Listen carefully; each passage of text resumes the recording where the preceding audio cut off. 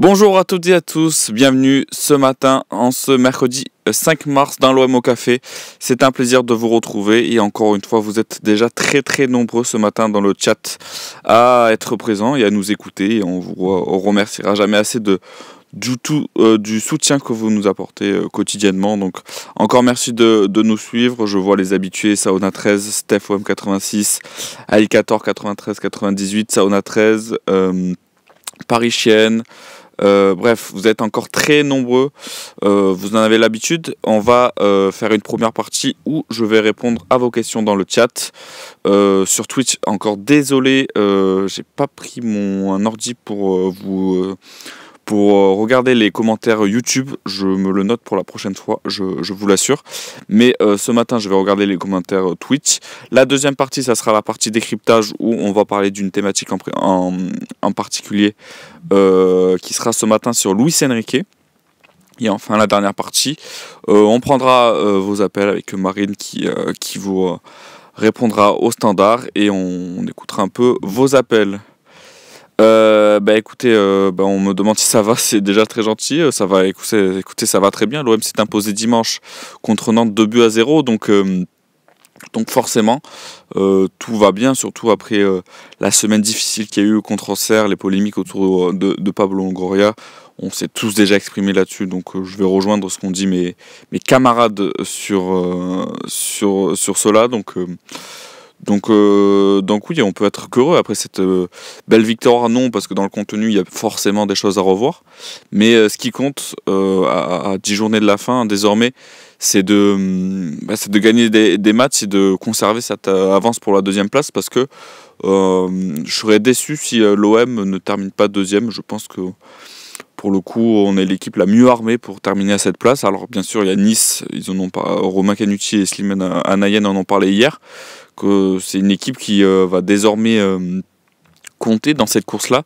Mais je pense que l'OM a de meilleurs arguments que nos homologues niçois. Alors, je vais essayer de vite prendre. J'ai pris pas mal déjà de retard.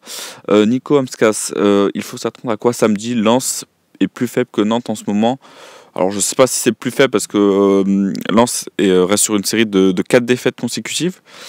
Face en plus à des adversaires qui ne sont pas forcément de grande qualité. Ça a été Nantes avant que l'OM affronte Nantes. Nantes s'était imposé justement à domicile contre Lens. Donc c'est une équipe qui est en difficulté, qui devra se déplacer sans plusieurs joueurs, que ce soit Adrien Thomasson, Fulgini, Enzola qui a reçu son carton rouge contre Nantes justement pour avoir lancé le ballon sur l'arbitre, et Facundo Medina qui était en sursis, qui sera donc absent lui aussi pour ce déplacement. Donc c'est déjà une équipe qui est en grande difficulté et qui sera privée de plusieurs de ses cadres. Et donc ça sera, je pense, comme le dit Sauna 13, une victoire obligatoire. Alors on répète souvent cette expression, mais pour le coup avec le contexte et les absents, comme j'expliquais des Lensois, je pense qu'une toute autre victoire un tout autre résultat que la victoire serait une déception. L'OM, alors hormis Cornelius, sera logiquement à 100%, et Murillo qui est sorti blessé contre Nantes la semaine passée. Donc va falloir s'imposer, et j'espère aussi un score assez fleuve face à une équipe qui, comme je l'ai dit, est aujourd'hui en difficulté.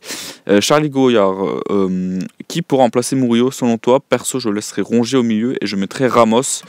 Alors on va rappeler que Murillo occupe un peu un rôle particulier dans cette équipe. Donc c'est un joueur qui fait souvent du dépassement de fonction, qui se projette vers l'avant, qui vient suppléer Luis Enrique et Mason Greenwood sur le côté droit.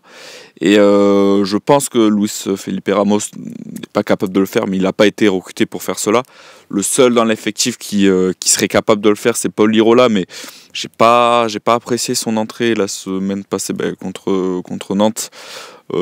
Défensivement, je l'ai trouvé souvent en difficulté, mais on sait que c'est pas sa grande force. Pour un défenseur, ça peut être préjudiciable, mais c'est pas sa grande force d'être un bon défenseur. On on l'a vu en difficulté face à Moses Simon qui l'a souvent mis en difficulté. Donc je mettrais, comme tu l'as dit, Charlie Guayar, je mettrais Luis Felipe Ramos pour justement pour voir ce que ça donne. On l'a vu entrer 15 minutes dimanche dernier, donc on aimerait en avoir beaucoup plus, en espérant déjà que tous ces problèmes de santé soient réglés. On se souvient, il avait été victime d'une gêne au mollet gauche, donc j'aimerais bien le voir contre Nantes, et donc je garderai cette défense Balerdi, Kondogbia, et donc là je mettrai Luis Felipe Ramos, et au milieu de terrain c'est vrai que la question va se poser désormais avec la bonne entrée de Valentin Rongier, passeur décisif pour Gouiri, donc forcément ça va poser des petits soucis dans la tête de Roberto De Zerbi. D'ailleurs, Slim Anayan lui avait posé la question après la rencontre, justement si les belles entrées en jeu de Rongier allaient lui poser des maux de tête. Et bon, alors il a fait une réponse un peu langue de bois, dans le sens où il disait Rongier est un titulaire indiscutable, mais tout comme Murillo, comme Greenwood, comme Rabiot, donc on n'a pas forcément d'indice pour la composition, mais pour le récompenser, c'est vrai que Roberto De Zerbi avait expliqué qu'il marchait à la méritocratie, donc là, mettre Rongier titulaire, ça irait clairement dans ce sens-là. Alors je vais essayer de prendre d'autres commentaires de Chris 45720. Concrètement, que craignent Lyon et Paris concernant les réserves sur les transferts? J'ai pas grand chose, parce que Lyon a subi de nombreuses réserves de la part d'autres clubs. Donc si je me trompe pas, il y a eu Reims, il y a eu Toulouse et il y a eu Brest ce week-end. Et je pense qu'il n'y a pas de... Si le transfert a été validé par la Ligue, je vois pas comment ils peuvent être sanctionnés sur ce genre de fait. J'attends beaucoup plus les sanctions contre Paulo Fonseca après son coup de sang envers l'arbitre Monsieur Millot contre Brest, parce que avec tout le contexte qu'il y a autour de l'arbitrage actuellement et les sanctions qui ont été prononcées à l'égard des dirigeants de l'Olympique de Marseille, donc que ce soit Mehdi Benatia ou encore Pablo Longoria, et même Fabrizio Ravanelli qui a lui aussi écopé de 3 matchs de suspension. J'attends une vraie sanction de la part de la Ligue, et même de la part de Lyon aussi, qui prévoit également de sanctionner son entraîneur, peut-être même de le virer. Là, je trouvais plus mes mots, pardon. Donc j'attends une vraie sanction. Il a été licencié d'après Zergo89. On va regarder ça. Mais voilà, j'attends une vraie sanction de la part de la Ligue, et voilà, mettre à pied. Merci Samba Tapi, c'est exactement la formule que je cherchais, je trouvais plus mes mots.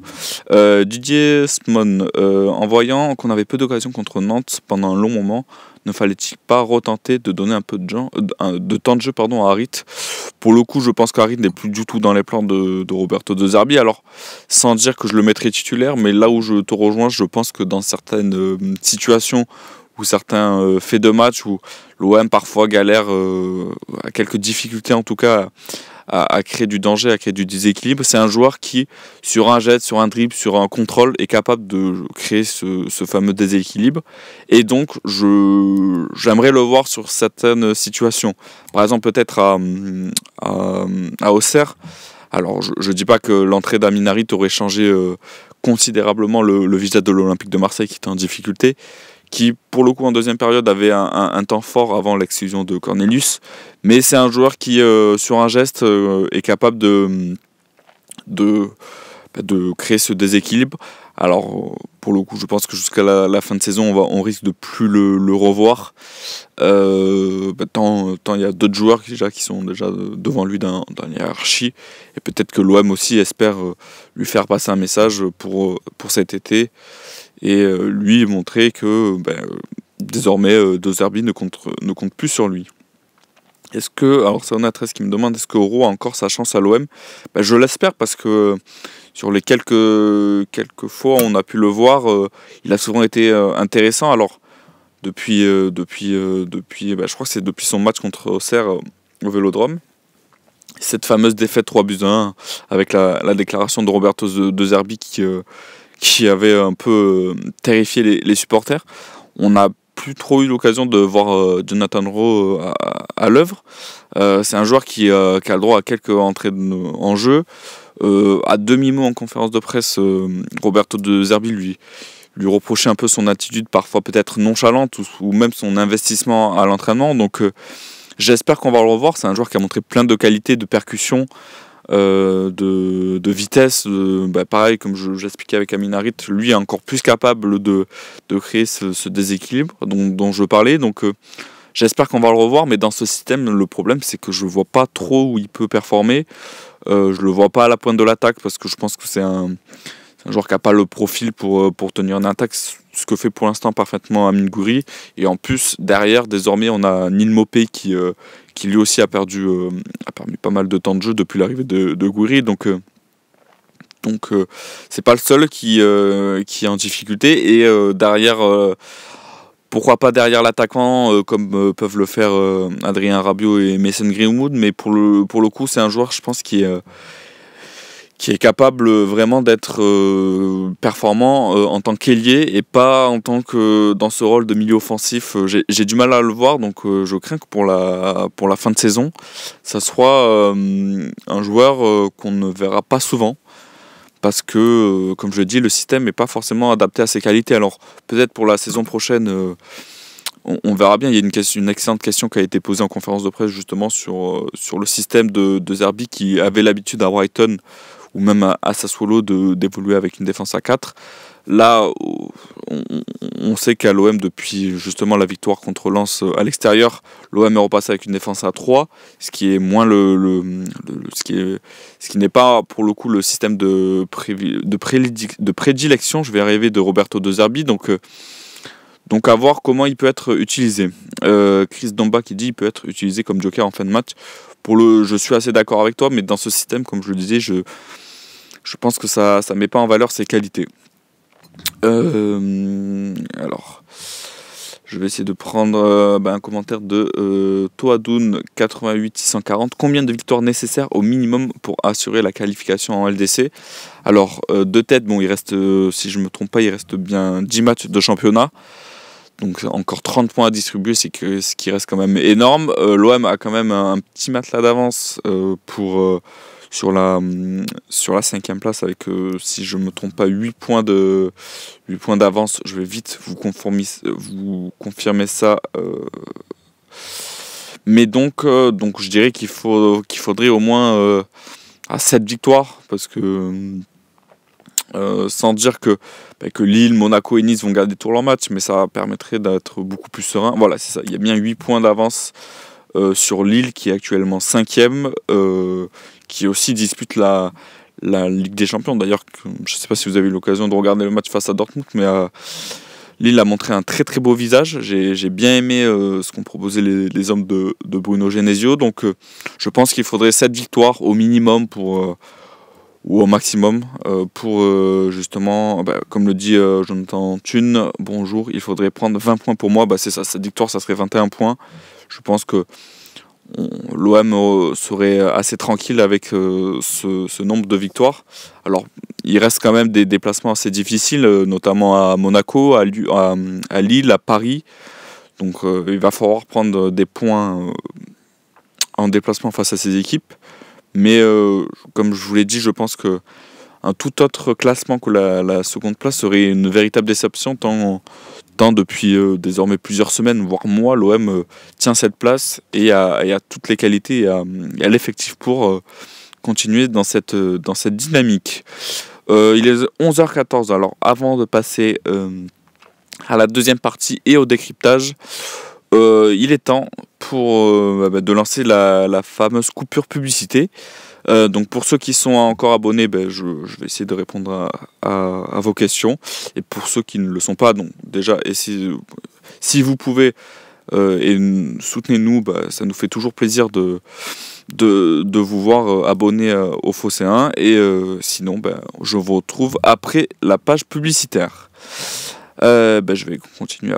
Je vais continuer, comme le dit Saunatraz, la petite réclame. Je Je vais prendre encore quelques commentaires. StephoM86, d'accord avec toi. Se faire doubler à la fin, c'est une grosse déception.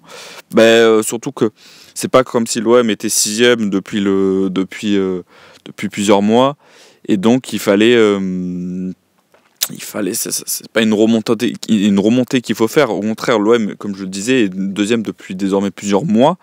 Et chuter, ce serait une véritable déception, surtout avec les moyens qui ont été mis cet hiver, avec les recrutements de Gouiri, de Bennacer, de Dedic, et l'arrivée aussi de Luis Felipe Ramos. Donc ça serait une véritable déception. Moineau 30, tu mets qui à gauche, Merlin ou Dedic contre Lens? J'aimerais bien voir Dedic. Comme le dit Idriss, je pense que c'est un joueur qu'on va apprécier par sa personnalité. Et même j'ai été conquis par ce qu'il a proposé sur ses quelques entrées en jeu. Alors pas contre Auxerre, mais là c'est un contexte un peu particulier, où l'OM devait remonter au score, et il y a eu aussi l'expulsion de Cornelius, donc évoluer à 10, c'est pas forcément un cadeau, mais j'ai bien aimé la percussion, la personnalité qu'il a apporté sur le peu de temps de jeu qu'il a eu depuis son arrivée. Donc ça peut être intéressant, avec sa faculté à rentrer sur son pied droit et à apporter du danger. Et aussi sa pointe de vitesse. Alors forcément il y a un mais, c'est un joueur qui défensivement a quelques lacunes, mais pour le coup Quentin Merlin les a également, donc j'aimerais bien avoir Dedic pour voir ce que ça peut donner. Alors comme ça on pourrait juger, parce que on n'a pas assez encore, on n'a pas un échantillon assez important pour encore juger Amir Dedic à l'Olympique de Marseille. Donc je testerai bien Dedic contre Lens. Dans l'oreillette, on me dit que la pub est terminée. On va désormais passer à la deuxième partie de cette émission, le décryptage.